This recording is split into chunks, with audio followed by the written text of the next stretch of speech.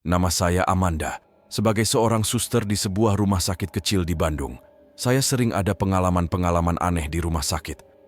Salah satu kisah paling menyeramkan yang pernah saya alami terjadi pada malam yang hujan deras di bulan Oktober. Saat itu, saya sedang bertugas larut malam di ruang operasi, mengoperasi seorang nenek yang sudah lumayan tua.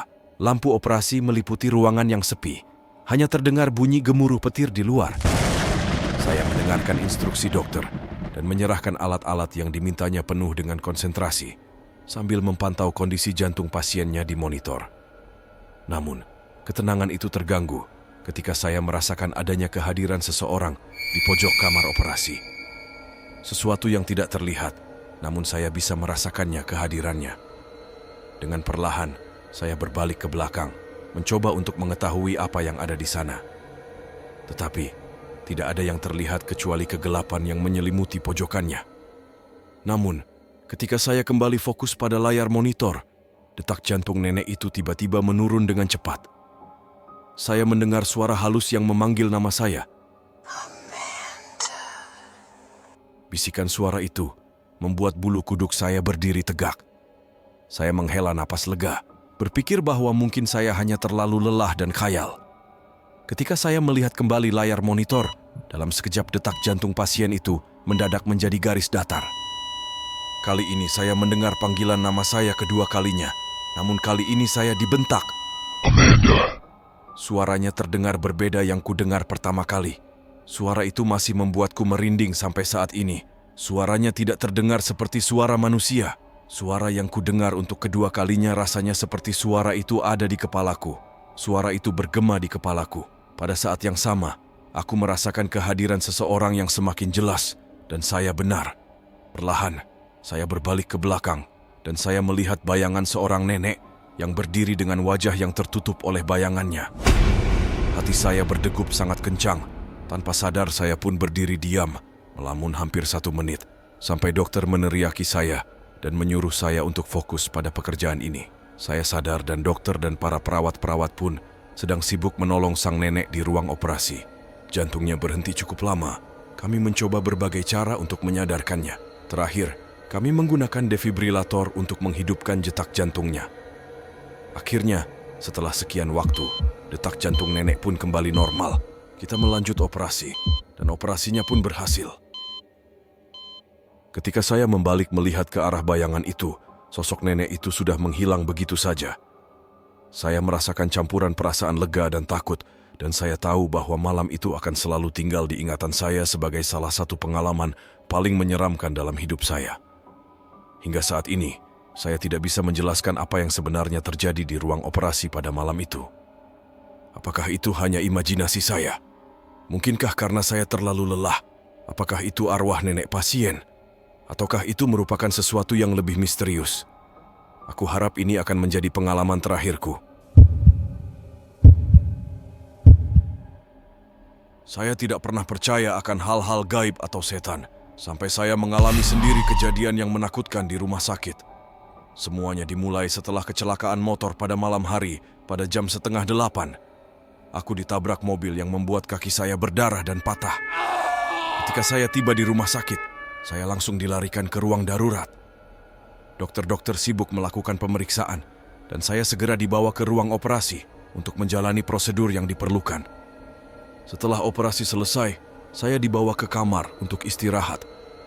Saya tidak tahu kamar mana yang saya tempati. Aku masih setengah sadar karena anestesi dari operasi. Saya merasa sangat lelah dan nyeri di seluruh tubuh saya, jadi saya segera tertidur begitu masuk ke dalam kamar. Setelah saya bangun di tengah malam, saya tidak bisa tidur kembali. Aku memikir itu wajar, karena aku baru saja siap dioperasi. Jadi tentu saja saya tidak mengharapkan tidur malam yang nyenyak. Namun, lama-lama tubuh saya terasa semakin berat. Badanku merasa berat sekali sampai aku pun tidak sanggup menggerakkan tubuhku lagi. Ketika saya membuka mata, saya melihat seorang pria tua yang berdiri di atas tubuh saya. Dia tersenyum dengan mata yang kelam dan mulut yang terbuka lebar. Saya mencoba berteriak, tetapi suara saya tidak keluar. Rasanya seperti saya terjebak dalam tubuh saya sendiri, tidak bisa bergerak atau berbicara. Pria tua itu terus menatap saya dengan tatapan yang menusuk. seolah-olah dia menikmati penderitaan saya. Saya berusaha sekuat tenaga untuk melawan, tetapi semakin saya berjuang, semakin berat tubuh saya terasa. Akhirnya saya kehilangan kesadaran karena terlalu lelah dan saya pun ketiduran. Ketika saya bangun, hari sudah pagi. Saya mencoba mengingat apa yang baru saja terjadi, tetapi semuanya terasa seperti mimpi buruk. Saya mencoba menenangkan diri dan meyakinkan diri saya bahwa itu hanya halusinasi karena efek obat yang mereka suntikan ke dalam tubuh saya. Namun, kejadian aneh terus terjadi pada malam hari selama saya berada di rumah sakit. Suara ketukan di tengah malam. Tidak cuma itu, tetapi saya sering merasakan adanya kehadiran yang tidak terlihat di sekitar saya, seperti ada sesuatu yang mengintai dari sudut-sudut gelap ruangan. Saya mencoba mengabaikannya dan fokus untuk tidur, tetapi muka pria tua itu selalu di pikiranku, menyebabkan kesulitan tidur. Pada esok hari, untung dokter bilang, aku sudah bisa pulang ke rumah. Saat saya meninggalkan rumah sakit, saya memutuskan untuk berbagi pengalaman mengerikan itu dengan perawatnya. Salah satu perawatnya memberitahu saya bahwa kamar itu ditempati oleh seorang pria tua yang meninggal dalam tidurnya di kamar tersebut beberapa hari yang lalu. Dia adalah pasien yang kaya, namun tidak ada seorang pun menjenguk dia ketika dia sakit sampai dia meninggal. Kasihan juga, kata perawatnya. Pria tua itu akhirnya juga meninggal kesepian. Ceritanya membuat bulu kuduk saya merinding.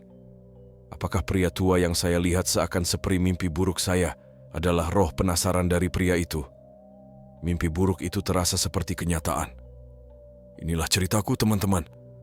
Namun, saat Anda tinggal di kamar rumah sakit, apakah Anda pernah berpikir siapa yang tinggal di sana sebelum Anda? Apa yang telah terjadi di kamar sana? Teman-teman, aku harap ini tidak akan terjadi kepada kalian.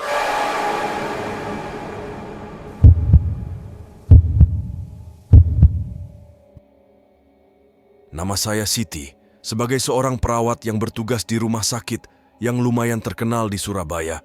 Saya telah belajar untuk menghadapi berbagai macam situasi yang tak terduga. Namun, tidak ada yang bisa mempersiapkan saya untuk pengalaman ini. Pada malam itu, suasana di lantai rawat inap terasa hening dan sunyi. Saya sedang bertugas sendirian. Suster yang seharusnya bersama saya malam itu mendadak sakit. Saya diberitahu bahwa mereka sedang mencari perawat lain yang bisa bantu. Untung juga malam itu tidak terlalu sibuk. Malam sudah larut, saya sendirian menduduk di stasiun perawat. Tiba-tiba saya mendengar suara lonceng yang berdering dari salah satu kamar VIP. Saya memasuki salah satu kamar VIP dan disambut oleh seorang kakek yang tersenyum ramah. Ruangan itu berbau dengan aroma harum bunga-bunga yang menyegarkan, dan kakeknya walaupun terlihat agak pucat, tapi masih sangat ceria.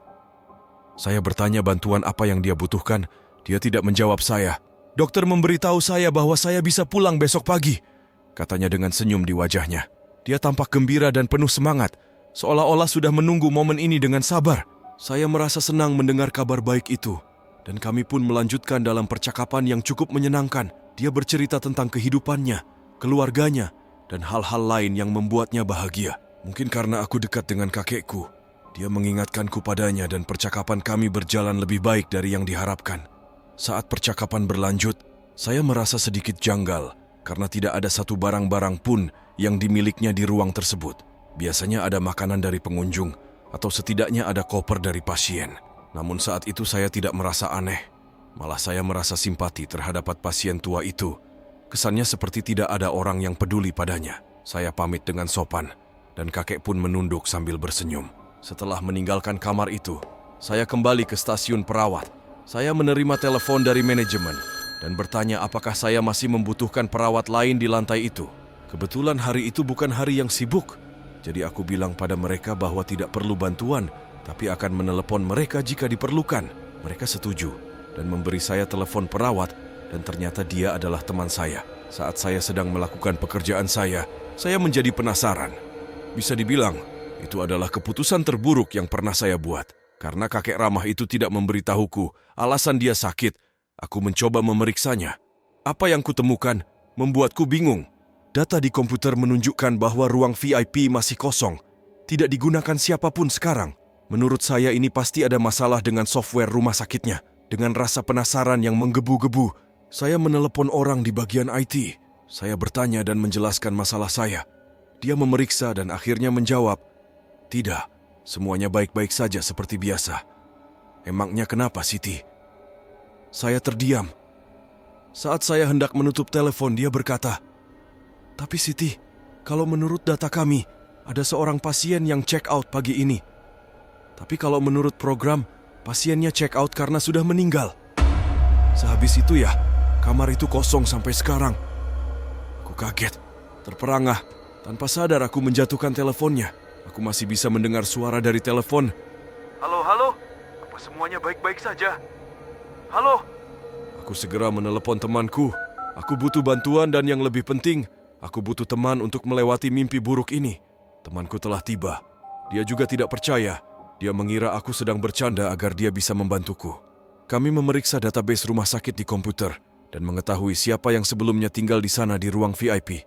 Di depan mata saya, terpampang gambar kakek itu di komputer. Itu adalah kakek yang sama yang kulihat di kamar. Rupanya saya telah berinteraksi dengan seseorang yang telah meninggal. Seseorang yang tidak lagi berada di dunia ini.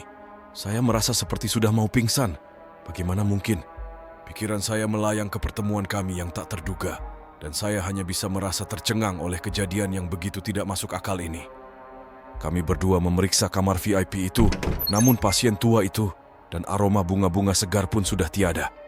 Pengalaman itu akan tetap menyisakan tanda tanya besar dalam ingatan saya, dan saya berharap saya tidak akan pernah lagi mengalami kejadian seram seperti ini lagi. Namun dari peristiwa ini, saya belajar untuk tidak bekerja sendirian di shift malam. Saya telah mempelajarinya dengan cara yang paling buruk.